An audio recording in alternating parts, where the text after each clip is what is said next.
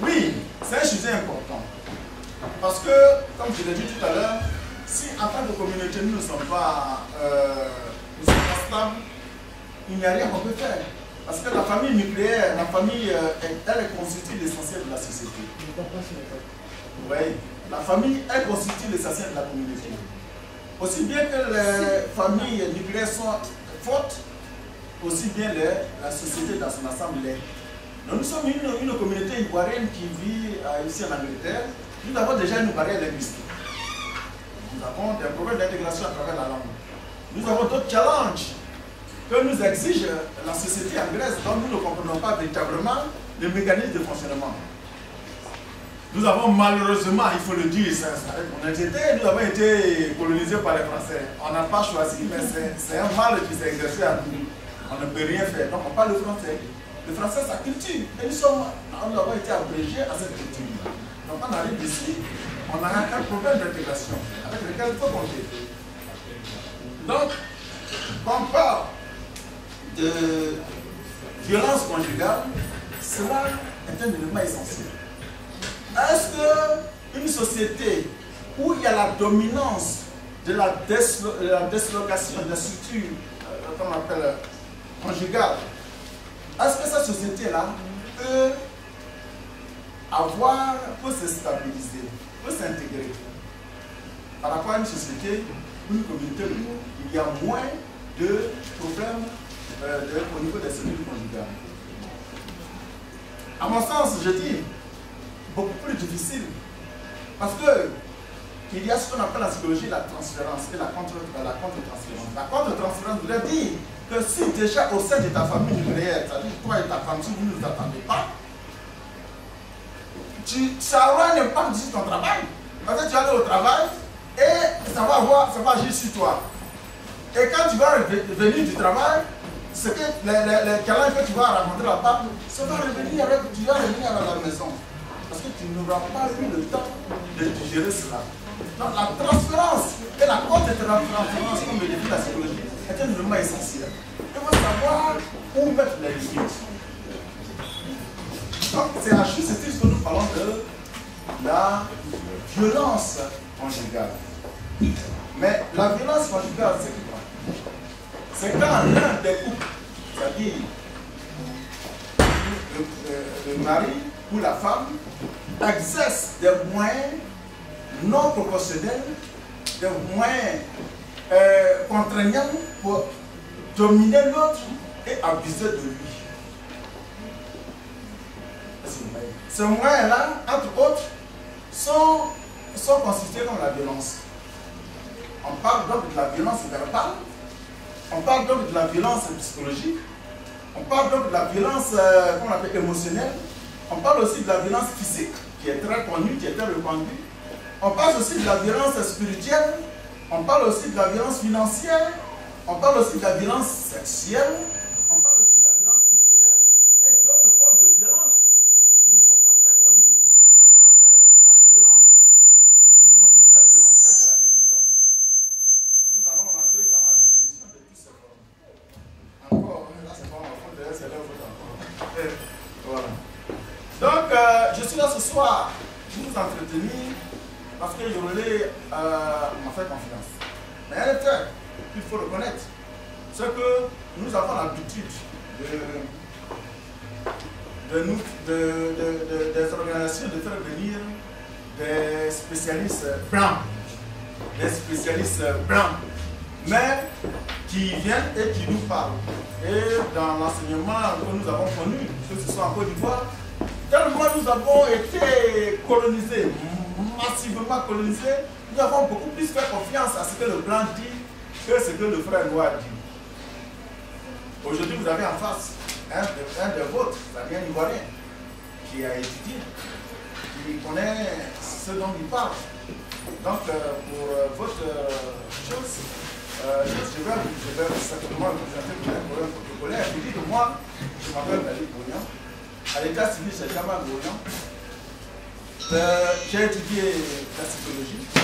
J'ai un master en psychologie. J'ai un billet en psychologie. Mais j'ai aussi une formation en tant que infirmier diplômé d'État spécialisé en maladie mentale. Et de là, j'ai progressé pour devenir un psychologue. Et c'est là qu'il faut connaître. C'est très important. Nous sommes dans une société qui nous offre les opportunités où on peut devenir ce qu'on veut si nous en avons les capacités. Moi, je suis entré dans le système sanitaire en tant que, comment on appelle ça, healthcare assistant. J'ai fait seulement 4 mois. Je suis devenu infirmier diplômé d'État, spécialisé en maladie mentale. Ensuite, j'ai fait un degré en psychologie et un master en psychologie. Donc, c'était très important de vous le dire que ce qui est dit est une crédibilité. Parce que ce que je vous dis ce soir, vous pouvez en utiliser comme une référence et j'en suis responsable. Mais l'État en vrai le sait, puisque j'ai été confirmé et j'ai des diplômes appropriés à cela. Donc, il n'y a pas de souci.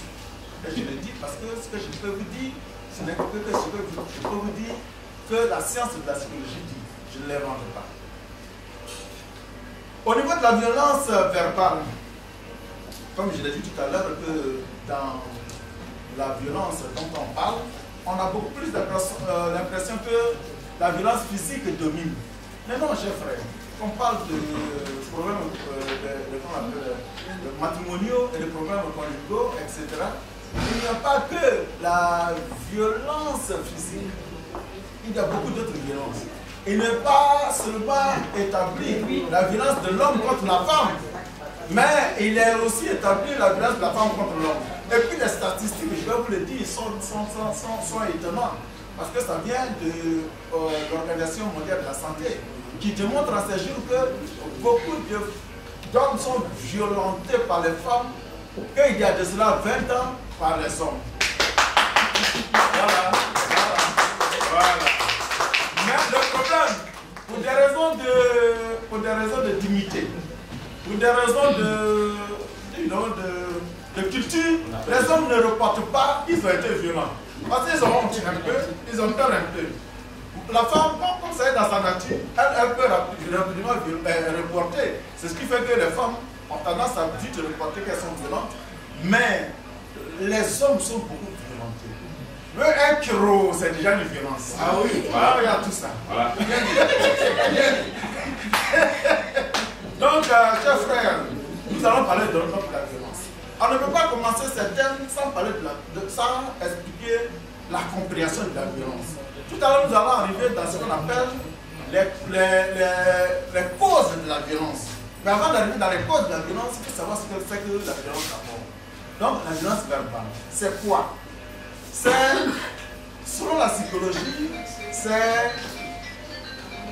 l'expression vocale ou écrite qui a tendance à faire mal à son prochain dans la relation. Oui, nous sommes dans une relation. Mais si je dis des choses qui te font mal, si des choses que j'ai écrites, je t'ai laissé un mot qui te font mal, mais c'est de la violence, chers frères. Et selon la psychologie, cette violence-là, il y a beaucoup d'autres formes. C'est-à-dire insulter ou dénigrer de façon constante son conjoint ou sa conjointe. Là, ce n'est pas une affaire de homme, ce n'est pas une affaire de femme, c'est les deux. On n'est pas ici à faire un procès des hommes ou un procès des femmes. On est dans un débat où on est en train de présenter la situation. Donc ici il s'agit de quand l'homme ou la femme dans la relation conjugale fait des choses, utilise le langage verbal pour pouvoir mettre son partenaire ou sa partenaire dans un état émotionnel. Voilà. Or, la psychologie démontre que l'objectif de la violence, c'est de chercher à contrôler son partenaire pour pouvoir abuser de lui. Ça, c'est l'objectif de la violence. Tout à l'heure, je vais vous expliquer quelles sont les hormones au plan physiologique et psychologique qui contribuent à ça. On va arriver à ça.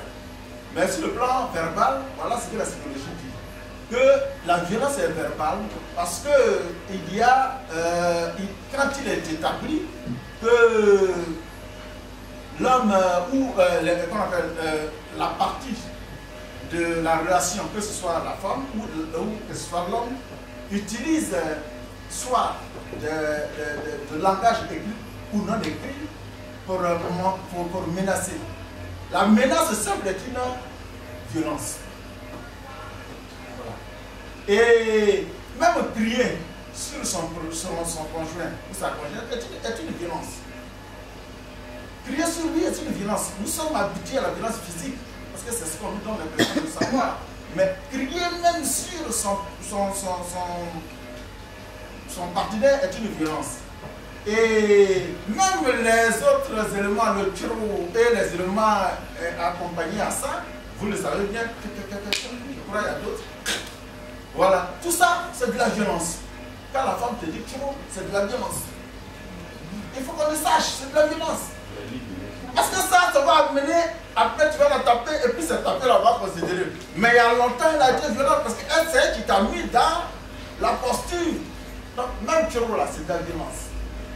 Le mensonge, quand la femme te ment, c'est de la violence. Quand toi tu mens à la femme, c'est de la violence. Le surnom que tu donnes à la femme, oui, elle s'appelait, au début de votre relation, elle s'appelait Baby. Mais maintenant là, les choses sont compliquées, elle s'appelle plus Baby. C'est de la violence. Vous savez. Et dans tout ça, le passé douloureux. Le passé douloureux, c'est quoi? Bon, chacun a son passé douloureux. Mais quand toi, tu rappelles à ta femme le passé douloureux, c'est de la violence. Quand ta femme te rappelle le passé douloureux, c'est de la violence. Parce que ça va te mettre dans une position où cette position va mettre à risque la relation. C'est de la violence. Et on parle aussi de ce qu'on appelle la rétention de l'information. La rétention de l'information, c'est quoi? C'est quand tu refuses de donner des informations importantes à ton mari ou à ta femme au début ou pendant votre relation. Cher frère, toi la femme là, tu as le sida. Tu n'as pas dit à ton mari que tu as sida. Et puis il te couvre. Est-ce que c'est pas violence? Bon, toi l'homme, comme tu sais que tu as les hépatiques ou que tu as sida, tu ne dis pas à ta femme et puis elle te couvre. Est-ce que la relation peut continuer? Est-ce que ce n'est pas de la violence? C'est de la rétention, le refus de donner l'information capitale pour permettre à la relation d'avoir du succès. Au-delà de ça, nous sommes toujours dans la violence verbale, on n'est même pas encore allé loin. Mais vous voyez déjà que c'est difficile, c'est compliqué. Maintenant, il y a ce qu'on appelle... bon, dans la relation, comme on a dit, le respect mutuel est très important. Mais c'est toi qui dis à ta femme, c'est qu'elle n'aime pas. Et tu lui dis, tu lui as dit elle n'aime pas, mais tu continues de lui dire. La femme te dit, toi-même tu dis à ta femme que tu n'aimes pas, ta mère continue de te dire. Est-ce que ce n'est pas de la violence? C'est de la violence. Parce que tu n'aimes pas. Parce que tu dis à Julie que tu n'aimes pas, elle continue de dire ça. Elle t'a dit qu'elle n'aime pas, tu continues de dire ça. Mais c'est de la violence. Vous voyez? Donc voilà vraiment ce qui est de la violence verbale. Mais on ne s'arrête pas là, on a la violence psychologique. Oh là, la violence psychologique. L'objectif de la violence psychologique, c'est quoi? Selon la psychologie, la violence psychologique a pour objectif de démontrer à l'autre qu'il n'est rien, qu'il n'a pas, qu'il dépend de vous, en fait c'est de lui, c'est en fait que son ego, sa personnalité, il doute de sa personnalité. Donc l'homme va douter de sa personnalité, la femme va douter de sa personnalité, et la femme va dire, bon ben écoute, il va lui dire, mais toi tu n'es rien sans moi, tu n'aurais même pas eu un seul copain. Et la femme ou l'homme va se sentir que bon ben, c'est vrai, donc elle va aller même souvent, très souvent chercher dans les miroirs, se regarder. Attends, pourquoi je suis tu vas me dire des trucs comme ça? Donc finalement, c'est quoi? C'est lui infliger un comportement dans sa conception, au point où elle puisse croire que ce que vous lui dites est tellement ce qu'elle est, et elle va y croire. Mais l'objectif c'est quoi? C'est de faire en sorte que vous puissiez la contrôler, qu'elle puisse vous contrôler. Donc, si vous agissez sur son psychique, or la science, la psychologie démontre que le psychique représente 99% la capacité fonctionnelle de l'être humain. C'est-à-dire, quand je me lève le matin et je fais mes activités, telles qu'elles soient, c'est parce que je me sens bien psychologiquement. Mais si je ne me sens pas bien psychologiquement, il n'y a rien que tu peux faire. Même se lever et puis avoir les yeux fermés, tu ne peux pas le faire si tu ne te sens pas bien psychologiquement. Le psychique représente 99,99% du fonctionnement de l'être humain. L'aspect physique n'est un complément. Mais il faut d'abord te comporter psychologiquement. Vous voyez? Donc l'objectif de la violence psychologique, c'est de faire en sorte que tu puisses douter de toi-même. Et que tu puisses te dire que oui, bon, en fait, moi, peut-être que je suis tellement mauvais que c'est lui seulement qui peut m'accepter. Et finalement, tu t'abandonnes à lui. Oh, lui, il a son plan. Son plan, c'est quoi? C'est gérer. C'est te gérer. Et il va te gérer. Donc, voici l'objectif des choses. Mais il y a d'autres formes qu'il va utiliser pour te gérer. Il va utiliser l'intimidation. Il va chercher à t'intimider. Il va chercher l'humiliation. Il va chercher à t'humilier dans les milieux publics. Il va chercher le chantage.